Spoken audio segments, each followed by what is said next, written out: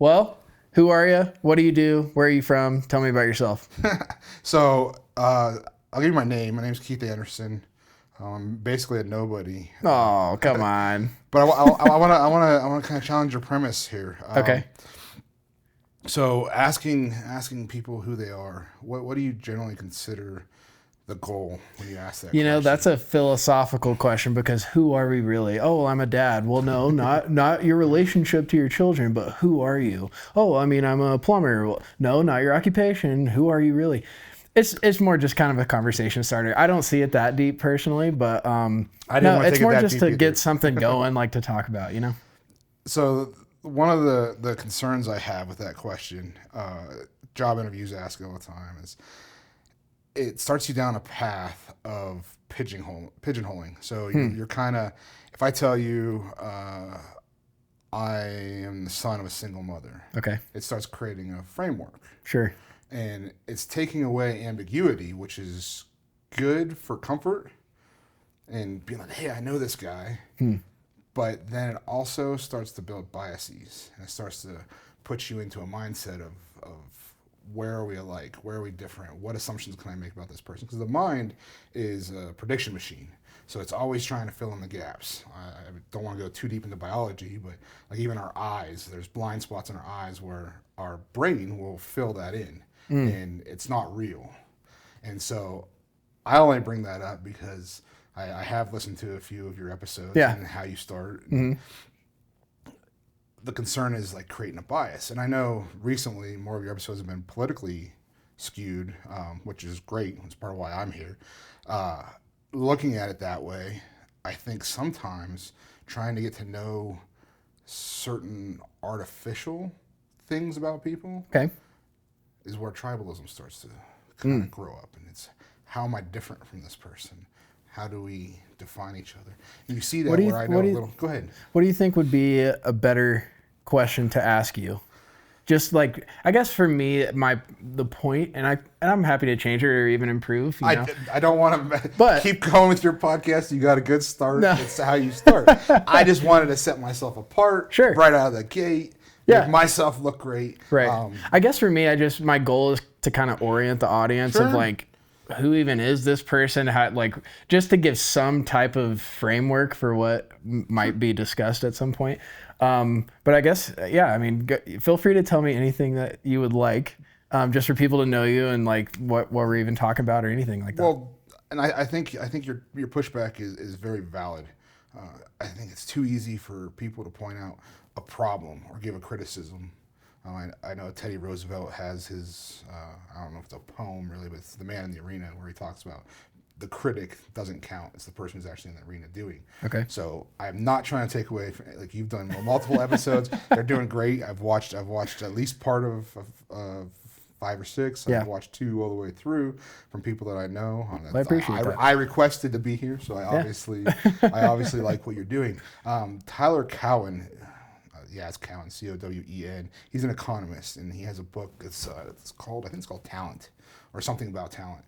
And he was talking about interviewers for jobs and the very same thing, and how what's your goal? What's you're trying to get at? Are you wanting to know their family background? Are you wanting, one of the problems with that question for a lot of people is it'll elicit a programmed response. We've answered it enough where it's, okay, how can I say this to make myself look the best for who I am? His encouragement was asking about, what are you passionate about? Like, well, what are you passionate about? Well, you and I love coaching. So coaching anything. And I really don't know how you and I stumbled into knowing each other, but one of the things that we have in common is we both train Brazilian Jiu Jitsu. Yep. And I can talk, if you want to start a Brazilian Jiu Jitsu podcast, I want to be your first guest. We can go for 2 hours. We're absolutely welcome to talk about that, because I'll be your co-host. I would consider you a coach at this point, I would say. And so that's what I'm super passionate about. And in Japanese they have, and I'm going to screw it up because I don't speak Japanese. Even in Jiu-Jitsu, they have all the, that's one of the words. For your audience that doesn't do Jiu-Jitsu, you're going to... I don't want to go too far down that path, just because then we get into jargon and that's a problematic standpoint from coaching. But it's either Ikigai or Ikikai. Okay. I always transpose the G and the K and how it's spelled. But it's a Venn diagram, and it's 4 things, and I'm probably going to miss one of them, but it's something that you're good at, something that the world needs, something you're passionate about and you enjoy, and something you can make money at. And for me, I haven't quite figured out that last part to make a full-on living just coaching. I have done business consulting, and I'd like to get more in from a political standpoint, maybe running campaigns, things like that, coaching and developing, because I don't want to be the person, despite being on the camera right now, I don't want to be the person that's front and center all the time with stuff like that. Yeah. But being able to coach and use best practices and develop how people do things, build systems, that stuff, it's that whole cliche about if you love what you do, you never work a day in your life. Yeah. I can coach all day long. Yeah. I'm not the most patient person. As I've gotten older, that's improved my general patience. But even when I was young and helping coach younger kids in football and things like that, something about being in that context, all of a sudden my patience just goes through the roof. Yeah. It doesn't carry anywhere else, but I can go it's all kind day. It forces your patience to go up because you're talking to a lot of people who are very ignorant about a topic. Sure. When you're coaching someone, it's because they need coaching usually. So, I mean, yeah, you have to be patient because it's like watching a toddler learn how to tie their shoes, you know? I mean, they're starting from scratch. They know nothing about this. You're teaching them the very basic fundamentals, and you've been doing it for years. Right. And so, yeah, that makes sense. Well, and it helps with humility, too. It's bad coaching is easily spotted often by some level of an ego in the person who's coaching. They see themselves as a guru that's passing knowledge down. They're since we are in a church, it's like Moses handing the 10 Commandments off the mountain. Yeah. And the arrogance of that, even if it's a subconscious kind of thing, you're putting yourself up on a level with somebody like that. Versus, no, it's a service-based. Yeah. It's from underneath. I'm trying to lift you up. I'm not trying to be above you and pull you up. And I see the difference between, I prefer coaching, and in our sport, they'll use the word professor. Typically, it's reserved for black belts. It always makes me uncomfortable because I associate it with like college professors. Yeah. And they talk at you, I feel like, more often. Whereas a coach is much more of a guide. They're much more likely to be kind of on the journey with you. Right. Yeah. We're walking up the mountain side by side as opposed to me standing at the base of the mountain and saying, hey, here's the path you're going to take, and I'll draw it out for you, and I'll give you all this stuff. Good luck. Have a nice day. No, we're going to go up. We're going to walk. When did you start doing jiu-jitsu? How did you stumble into it? Like what? Because you've been doing it a while, right? It's only been really, really like famous and popular in the last 5-10 years, where a lot of people have started doing it. You know. Obviously, you have UFC 1 was where it first really started getting some attention. I don't know for sure when I start. I don't think it's actually a condition, so I'm making this up. Okay. I have what you call temporal blindness, or I call temporal blindness. Everything past like 3 weeks ago to 50 years ago is the other day for me. It's all the other day. Yeah. And talking to my wife, I try to. When did we start dating? Okay, we started dating here.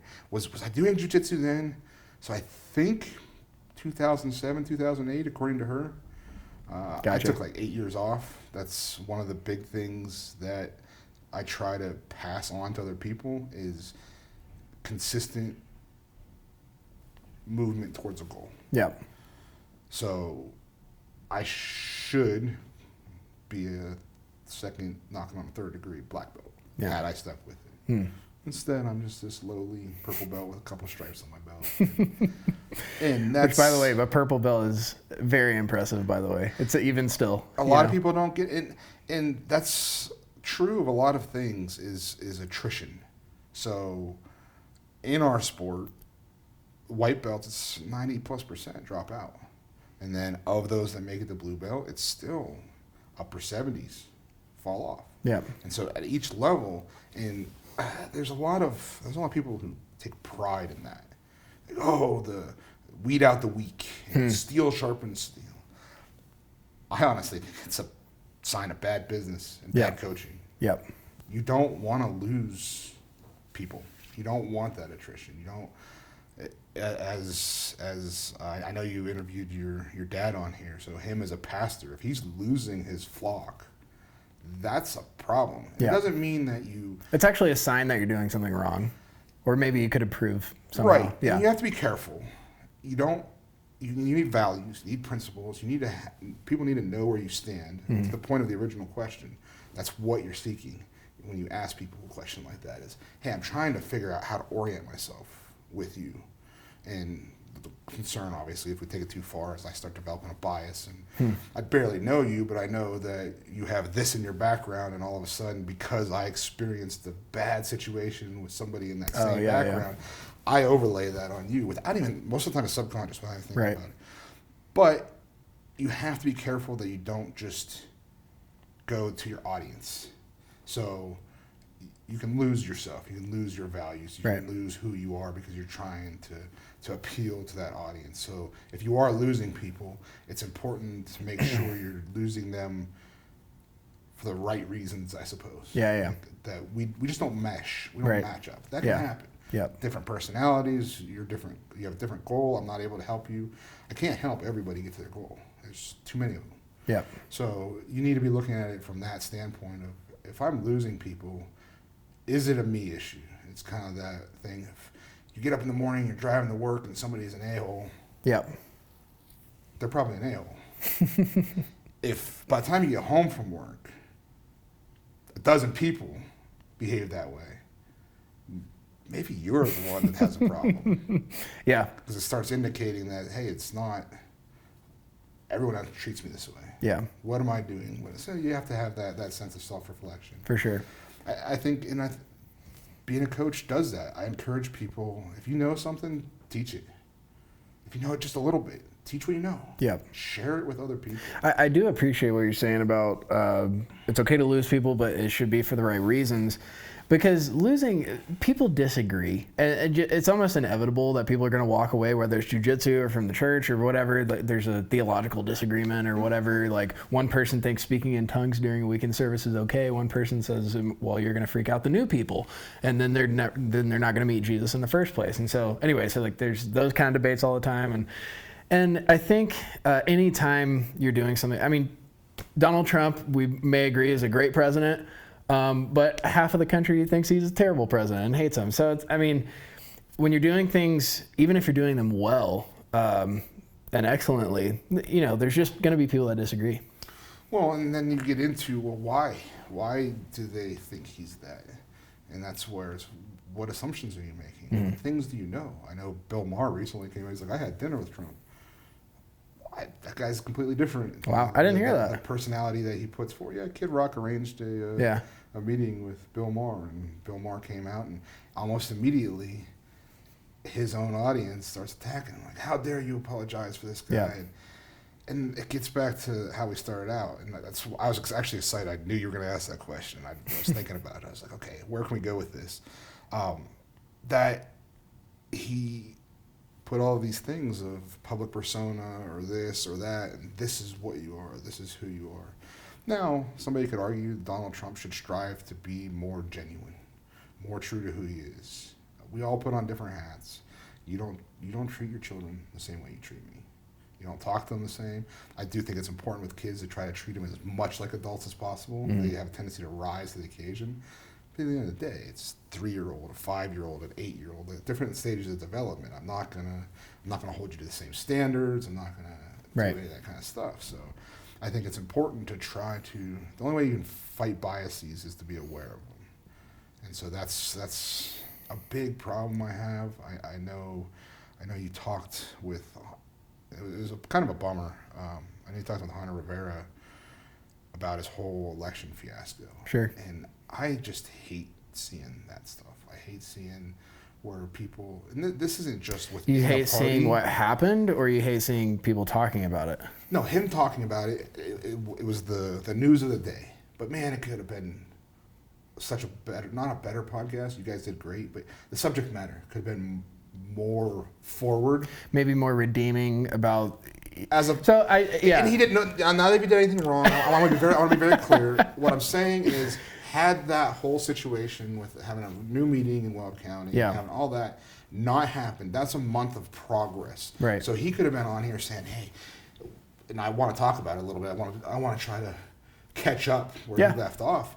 Is, hey, this is what we got going on. Like, we're getting new precinct committee people. Like, we're trying to fill out that. And here's the efforts we're making. We have this event coming up on this day, and we're going to try to. And none of these are things that are in the works now. Yep. So nothing's guaranteed. But let's say, as an example, we're going to try to make sure that the Eaton and Windsor and Greeley farmers markets, that every other one, at least we have a table there. Right. And we're going to, I don't know, register voters or fundraise or whatever we're going to do. Yeah. He could have been having that conversation instead of a conversation about tribalism and infighting. And then you take that down to the Capitol. Yep. And you have the same thing where infighting between Republicans and Democrats. Because the moment I say I was a proponent of legalization of weed, immediately, well, what are my other stances? Okay, well, you're pro gay marriage, or you're pro, like. I see. People jump to conclusions about your other opinions. I start, and all of a sudden our communication kind of gets wonky. Right. So okay. instead of focusing on the ideas, instead of focusing on the principles, focusing on policy, we too easily focus on the person. Who are you? And how does that relate to me? One of the fastest ways to indicate how alike you are with somebody is how intelligent you think they are. It's a false. You're not measuring anything objectively. You're not. How much do you think like me? Well, the ego is putting out that it's like a false humility. Like, I'm the most humble person you've ever met. Like, that statement in and of itself it's mutually exclusive. Yeah. To make that statement means I'm not humble. So I'm putting out that, man, that Nathan, man, he's an intelligent dude. Okay, well, I'm basing that off of oftentimes how much we think alike. Right. Because by saying you're intelligent, if we think alike, right, you're also intelligent. I'm also intelligent. Yeah. So you just got to be careful about some of those things, and I'd like to see moving in the path, because I don't do drama. I like ideas. I'm a man of ideas. The thing I like about ideas is we are not our ideas. That's not who we are. Yeah. Our ideas, we have a disagreement. The best submission in the world is an armbar. No, it's a choke, whatever. Like, cool. Let's look at it. Let's analyze. Let's have those ideas. It's like, we're both young enough of, it's Pokemon. It's like, I'm throwing mine out, you throw yours out. And I never really played the game, but I'm aware of the cultural significance. Right. They fight, they battle. The ideas battle. Yep. Whatever idea wins, ideally, we both adopt that idea because it won. Yeah. And I agree. I do agree with you about the infighting, and hopefully no one took that, that particular podcast. It sounds like you're probably referring to what we were saying about Dave Williams and kind of instigating some infighting there potentially. Oh, but I have all kinds of things I can say on flawed ideas. and well, I do just want to say my goal is not to promote further division within the party, particularly on the state level. I hope I'm not accusing you of that. No, but I do think it's also important not to have a litmus test necessarily, but you should have certain standards. But I do think that Dave Williams did serve the party. He did some good things. I don't want to completely dismiss everything he's ever done. I respect the guy. He went through the process. Yeah. He got elected. People chose him. So, and obviously there's disagreements about how everything turned out, but so yeah, I mean, I don't wish anything bad on the guy, but anyway, but it was a pretty wild story, at least at the time. So no, and it kind of was part of what got me involved. I didn't like things that I was seeing. I didn't like things that were being said. I didn't like the rhetoric. I didn't like the I don't like bad argument. I don't like. I politically, and this is where you get to know people, right? Okay, we're going to explore an idea, and then things are going to come out because they matter in the time. I usually tell people I identify as a moral anarchist. Okay. What do you mean by that? So, anarchy, and I don't mean, a lot of people associate anarchy with chaos. Just utter chaos. Do you know who Michael Malice is? I love Michael Malice. Okay, that's the vibe I was getting just now. Michael Malice is a king troll. If I could ever be as cool as Michael Malice when it comes to his just ability to give people crap on X. Actually, I should get off of X because it's horrible for me. But the typical colloquial use of anarchy is just utter chaos. It's like war on the streets. But if you look at the way the word is, it's a-archy, so it's without rulers. And when I say I'm a moral anarchist, I don't think I have the moral authority to tell you how to do anything. Okay. And I also don't think you have the moral authority to tell me how to do anything. It sounds more like libertarianism, though, just based on that. Kind of like all squares are rectangles. Okay. All anarchists are libertarians. Anarcho-libertarian, perhaps, something like that. Anarcho-capitalist. Yeah. That's a form of libertarian. But what do you mean no rulers? So you and I, let's say I want to differentiate between hierarchy and rule. Okay. The key is voluntary. I come to work for you here. I don't know. Let's say you're the head of the custodial department here at your church, and I need a job, and I come work for you. Okay, you're my boss. You tell me what to do. Ideally, because you have more knowledge, you have more ability, you help develop me, you answer my questions. Some sort of merit. And you pay me. Yeah. I give you my time voluntarily. You're not holding a gun to my head. You're not telling me that I have to do this. Otherwise, I'll shoot you, I'll kidnap your kids, I'll put you in prison, I'll do all these things. Right. In exchange, you pay me. So we have a voluntary relationship that has a hierarchical order. And there's a force, some people would argue, that you could fire me if I don't do what you like or what you say. And in an ideal world, we have options. It's like, I'll go work go across the street and work. Yep. We have plenty of jobs and things available. Sometimes you start getting into like weird controlling situations. You start developing certain monopolies because of how things are doing. Yep. But the big thing is I've shifted my frustration with anarchists and libertarians is the needle never moves. So they get into rhetorical arguments. They get into logical arguments a lot too. It's like, well, you made this fallacious. That's a straw man. And that's the end of it. At the end of the day, you can move things. I want to move the needle.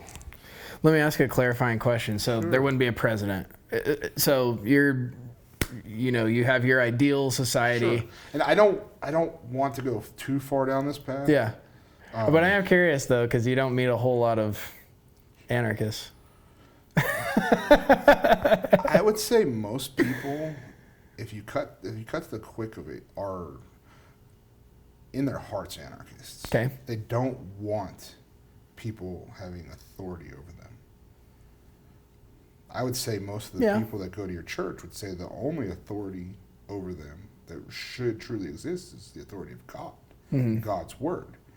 And it doesn't have to be, I don't know who you pick up as an audience, like that could be from a different religion, whatever, but it's having somebody dictate and tell you what to do and how to live. And in reality, most of our life we live in anarchy. You didn't tell me, nobody told me to choose who I chose as my wife. Nobody tells me, there's limitations. Like I don't have, I'm a 6, and if I put on a suit, I'm a 7 on a good day. Half your audience might be like, that guy's arrogant, he's probably a 4, whatever. My wife's like a 9.5. I don't know how I pulled it. Hey, man. I'd give her a full 10, but then her head would get really big and she wouldn't fit through the door. So that's one of those things, though, where it wasn't dictated. Somebody didn't pair me. Yeah. I had to do something. I managed to impress her. Well, someone has to have kind of decision-making authority, right? Otherwise, nothing would happen. If there's just one person that dissents or disagrees, then nothing would ever get done. You're talking about right? merit and ability. But isn't that what elections are for? The people who I coach, I don't force them to do things. And I have a problem with coaches who get this idea in their head that, again, it's that guru mentality. It's that I'm going to tell you what to do. You're going to do this, and if you don't do it, yes, it's my gym at that point. Get out of my gym. Like, and that's typically, for me, that's going to be a virtue and a moral issue. Like, if you're misbehaving in a way that I don't think can be corrected, we need to part ways. But it's still voluntary. Yep. I still have my property. It's my gym. You don't come in because it's my property. I have a right to defend my property. Yep. Just like I have a right to defend myself. Right. But you're choosing to submit yourself to me. And with my method of coaching and beliefs is, in a way, I'm submitting myself to you. You're paying for my food on my table. You're paying, I don't have a level of arrogance where it's like, look, if at the end of the day, I'm going to coach what I'm going to coach. Yeah.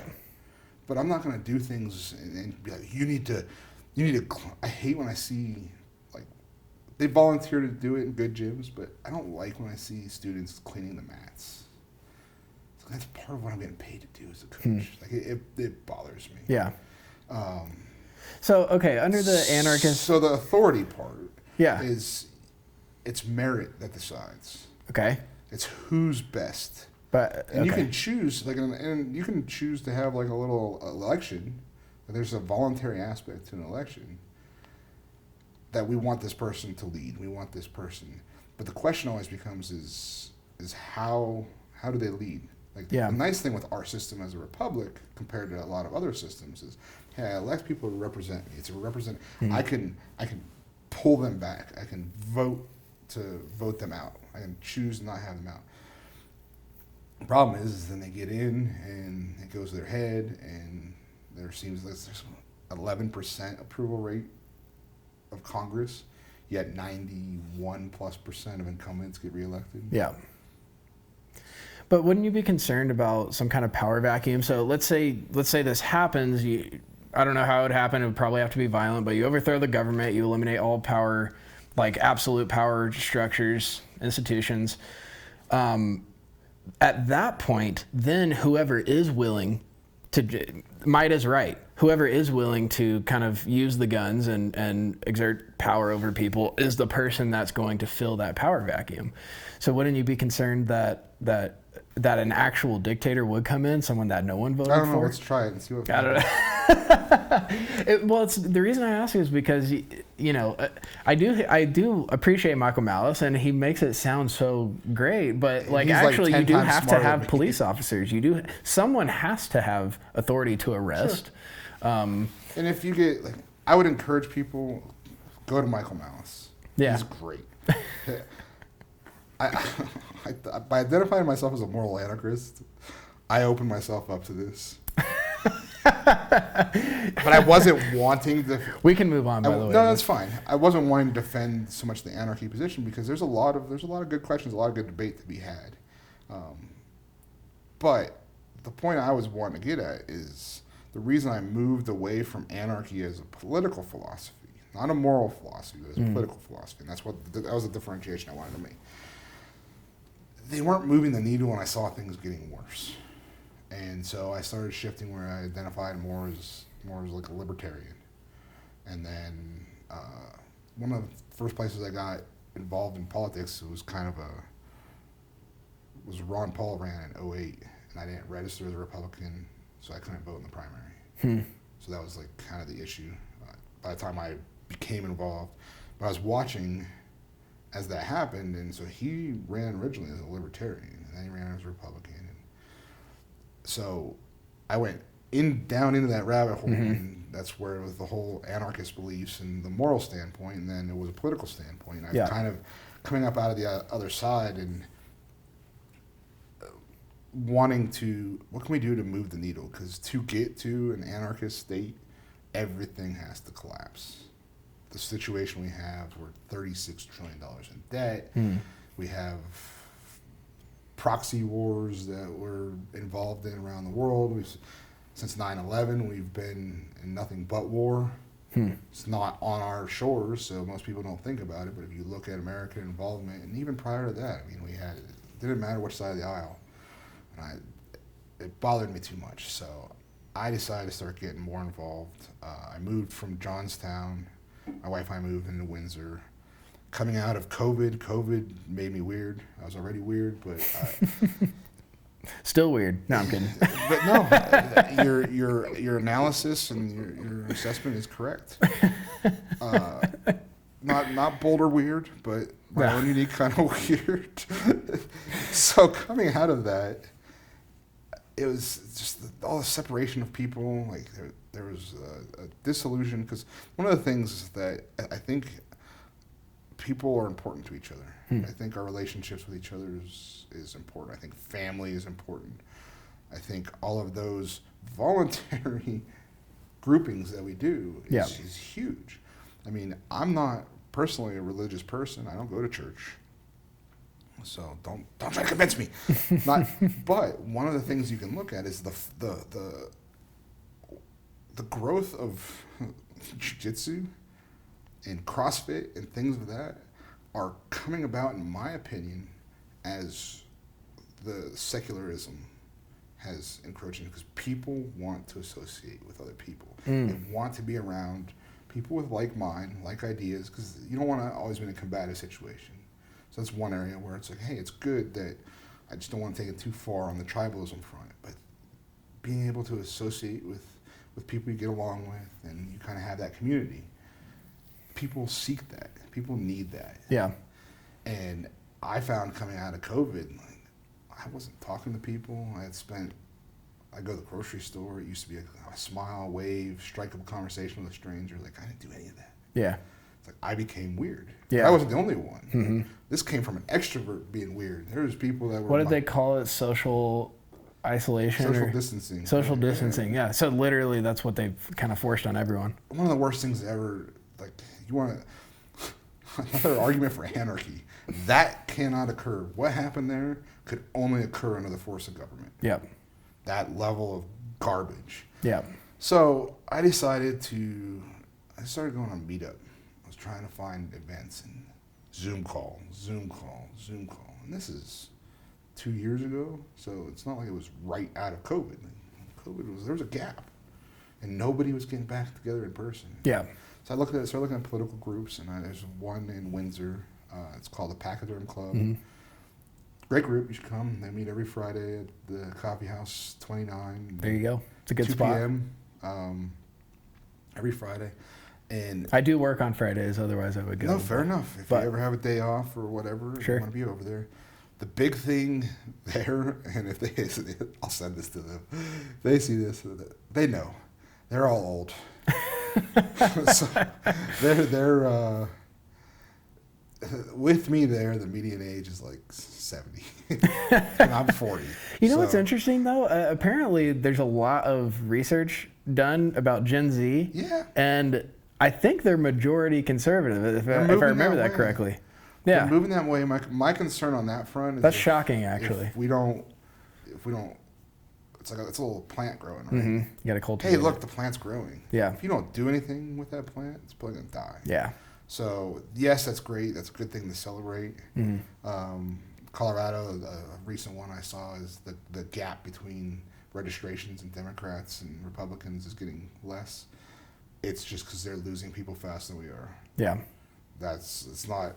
We're on an upslope and right. catching up to them. We're both on a downslope. So it's all in kind of how you look at things. And they're great people. I would love to see more people. And that's one of the problems. It's a selection bias issue.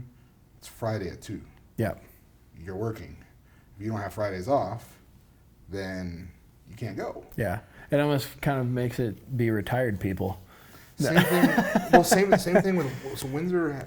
The prior mayor, Paul Runnemeyer, and I don't know if he's the one who originally set it up, but he had coffee with the mayor. That was another thing that I started going to just try to get more involved in my community and meet people. Every month, I have coffee with the mayor. It's typically at 10 a.m. I want to say the second Friday. Somebody will have to double check if they're really interested in going typically at the rec center. But there again, it's Friday morning at 10 a.m.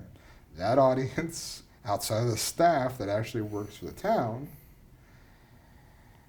has a median age of 70, even with me in the room. Yeah. Like, so that's an area. Do you bring the median age up or down? No, I'm kidding. God, I look like I'm 70. I thought I was living somewhat healthy, but so I'm enjoying our conversation. It's going by really fast. We have a few minutes left. I have to pick up my kids at 3. I wanted to ask, what is your current level of involvement in Colorado politics, and also how can we turn Colorado red? Let's freaking do it, man. Because it sounds like if we're registering people at a faster rate than the Democrats, sounds like that would be a good thing. Yeah. So we're just losing people slower. Yeah. Right. So, but we're both on the decline. I want it to be going up. So first thing, I'm a precinct committee person. As I got involved, we'll speed this timeline up. I got drug into that. What is it? Or it's not volunteer, but where people volunteer for you. Hey, you're gonna do this. Yeah. There's a clever name for that. It's off the top of my head. I've lost. So I got involved on that. I got sucked into that meeting, and I wasn't happy with how that was ran. But moving forward, and it killed a month. What really bothered me is it killed a month of momentum that we didn't have. And then the state party, they're still planning to clean up. Get involved. That's the simplest thing. As I was saying earlier with my timeline of being out of jiu-jitsu and not being a black belt, I wasn't involved. I wasn't putting in time. It doesn't have to be every single day. It could be one day a week. Put in an hour. Find out where you can put in an hour towards that effort. That's 1 man hour. If you have 1,000 people, you get things done. Yeah. That's a lot of hours for 1 hour a week. So I think the first thing is convincing people not to despair or be discouraged, actually be involved. Don't feel that you have to be 1,000% involved. Get a little bit involved and then a little bit involved. Don't burnout's a concern that I have. Like a lot of people, they get pissed off about a certain issue. Yeah. Like there was a bill that went through, Senate Bill 003, massive anti-gun bill. All kinds of people showed up for that. But not very many people showed up for Rep. Weinberg's constitutional carry bill to advocate for it. Right. You attacked me, we react. Conservatives have a tendency to be reactive. They counterpunch. Yes. They stand astride history and yell stop or something. I think that's a Buckley quote. But then they stop. And they wait. And then they start encroaching again. Yeah. And then, no, stop. They start encroaching again. No, stop. But all of a sudden you're 3 miles away from where you started. So get involved however you can, just a little bit. Yeah. Consider we got a lot of spaces, precinct committee people. Fill those spaces. We're starting to build committees. I know I'm on the PR committee and recruitment committee. So hey, here I'm doing my part. Once we get more established, go to events, find out where your politician, reach out to your politician. Yeah. I had an idea the other day. I posted this on Facebook. Yeah, it was painful. I was like, my brain, I'm using it. Wow. No, but I think Colorado state Republicans should propose a bill that would call it the Kids Can't Consent bill or something like that, but basically propose a bill that would outlaw minors transitioning, chemical castration drugs, genital mutilation, those kind of things. Sure, we'll make it a committee. So exactly, but that's okay. That's the point, because you're putting Democrats on record. It's more of a political play, even though it probably wouldn't pass. Sure. But it's to put Democrats on record saying, oh, but kids can consent. And it forces them into that position. Right. But I think proposing bills, even if you think they're not going to pass, putting Democrats on the defensive and forcing them to defend their views that they think that kids can consent to sexual decisions. So you're correct in you're being strategic in your thinking, which I appreciate. That's what I'm hoping to bring more of as I get continually more involved. I'm good at the coaching. I'm good at the development. If I went to ADCCs, I get my butt whooped. I'm not the best doer. It's a conscientious issue. But I can plan and I can create ideas. And your strategy, there's aspects to that where I think we need to be more strategic. We need to figure out how to group together. We need to, when we're proposing bills, how can we propose a whole bunch of bills on a narrow breadth of subjects? Yeah. As opposed to throwing spaghetti at the wall. And I mean, one of the bills, like there's license plate bills that get pushed through, like, hey, we need a Colorado Eagles license plate. I just got on Martin Lynn's bad list because he put that forward. But that's not a priority right now. We need, from a branding standpoint, I'm really happy with what Hunter and his team have done. So win like Weld, we flipped 5 seats. Out of the 6 that got flipped in the entire state, we flipped 5 of them. And a lot of that's to Hunter's credit and all the other people involved, but I want to give him the credit where it's due. So win like Weld, because we win, and majorities matter. You have to win before you can get majorities. Yep. You have to start. And that doesn't, the big thing is the Democrats won this state. I was at CSU and I remember watching them start to do it, where they were taking over colleges, and then they were sending those people, not sending them out, but those people went out and they became elementary school teachers. They became journalists. They became HR department people. And all of a sudden, those tendrils start having control over the culture. They start having control over all these aspects of business, the education of the kids, and then it slowly spiraled to get worse. They gave us the playbook. Run it right back at them. That's my big thing is run the. They harvest ballots. Come election time, you need to go find 10 of your conservative neighbors for that election. You need to go find 10 of them that haven't voted and make sure they vote. Be like, hey, I'm gonna hang out here. You got your ballot. Like, I don't want you. Don't tell them what to vote. If you're hoping they're conservative. If they vote somebody else, that's their business. But get them to fill out their ballot. And they say, here's one, you collect 10 of them, you go turn them in. You make people vote. Vote early. Going into, like, 2026 seems a long ways away, but I want to start making the argument now. We have mail-in ballots. Here's the rule set of the game. Play the game under the rule set. Tell you majorities matter, you win majorities, then you change the rules of the game, you play the game differently. Until then, we're stuck. We have to play it the way they play it. Harvest ballots, vote early. If you send in your ballot, I can look at, there's various apps that I can see, hey, Nate voted. Perfect. I'm not going to send you, if I'm running for office, I'm not sending you any more material. You already voted. I'm not wasting my resources. I'm not knocking your door. I'm not calling you. I'm going to move on to the next person. So ideally, from the top down, if you're really staunchly Republican, get over the whatever weird ego thing of I vote on the day of, which might be 3 feet of snow, and then you can't vote. Get it in. Make sure your vote gets in. For sure. The tracking, all of the Dominion, the voting machines, like there's weird arguments about that, but I think that's the way we win. I think when Gabe Evans pulled off his victory, Dan Woog, it gave me some more confidence. Like, okay, I think that the rules are at least this fair. Not lost. They're fair enough. The rules are fair enough to do something, Too to big win. To rig it's mentality. Still possible. Too big to rig. Exactly. But you can't just sit there and whine and cry and say, oh, well, until General Griswold's been put in prison or whatever, then we're never going to win an election. Because what does that do? That convinces yourself not to vote. It convinces whoever listens to you not to vote, and you create that energy. We can win the state. We can turn it back purple, which as a libertarian, Ron Paul Republican, I'd be okay with that. For sure. We'll worry about where we disagree later. Let's get that done. Who do you want to see run for governor? Who would be your pick? I think, and this is where popularity matters. This is where Trump kind of laid a playbook. The only way in a state that's as blue as ours or a state that's as blue as California is somebody famous. Like we need a conservative, like a famous hockey player or a famous football player. I think is the only ones that really. I'm going to wait and see. Do you have a name in mind that you would want to see? No. That's but one kind of a celebrity type. So the goal is to win. I think I don't like to win. I hate to lose. That's the mentality I'm trying to bring to the table. So I don't want to lose. But I also know when fights are kind of hard. I would rather focus our resources.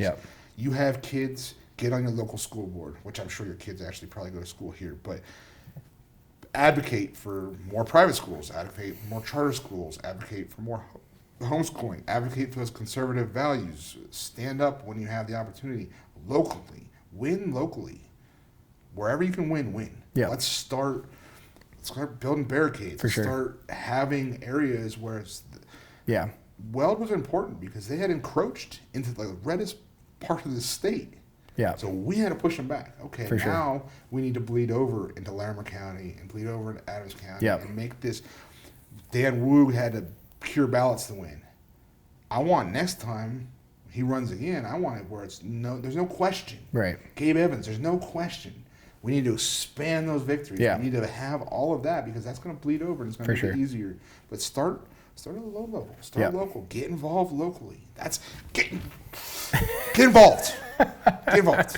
Start local and work that way there. You got kids to go pick up. I see the time. Yep. I got to go pick up my kids. For the last 30 seconds here, anything else you wanted to say? You want to shout out your social media or a website or a business? No, I don't want anybody knowing me. Okay. Nobody's son of a single mother. I'm gonna get together with you after. I like what you're doing. I like what I've seen. I'd like to see your podcast expand in these old folks groups. One of the big things I was asking prior to the election was, hey, when a candidate would come in, what are you doing on social media? What are you doing? What podcasts have you been on? What podcasts do you watch? It was mostly crickets. And then after the election, after what happened with Joe Rogan and Theo Vaughn and all the people, thanks to Barron Trump, thanks to a young person, I'm in that middle level. I want to see more young people jump up. You're young, get involved on those things. I want to see your podcast grow. Keep going the direction you're going. You don't have to stay political, but I will get a list to you of people I think you should invite on. Absolutely. Afterwards, move outside of Weld, get the Weld people on, but let's see about getting potential candidates, help get their voice known, help get your following up. I want to see you succeed. I don't hold grudges. I have a real hard time being like, I want to see you fail. I read recently something like Tupac where it's like, just because I don't want you to eat at my table doesn't mean I don't want you to eat. Yeah. And so I think that's awesome. Hopefully I'd like to see you have Hunter back on when you get a chance so you can talk about what's going forward. Yeah. As opposed to the last one. I know you've hit a few reps. I think it'd be really cool to maybe do a round table where you had Carlos Barone on. Did you have Dan Wu on? Not yet, but we'll have him on soon, hopefully. Lori Garcia Sander on. Absolutely love her. Barb James, So if you had like a round table, especially for some like the freshmen like Carlos and Lori, yeah, and be like, hey, what'd you think of being in the Capitol? I can tell you some of their thoughts because I've talked to them, but have kind of a follow up. After all the session's over soon, we got less than 20 days left. Yep. And I do have Mark Baisley. Well, I don't want to jinx it, but I do have Mark Baisley on the 13th. Good. So that'll be soon. But yeah, things are going forward. Candidates. Yeah. Things are going I'd forward. Like to be on again and talk about actual policy. Yeah. That was my fault. The moral anarchy. People look in the anarchy. I think it's a good thing. Michael Malice is awesome. Hey, I hope Michael Malice watches this. Get Michael Malice on as a guest. Be a guest on Let's do it.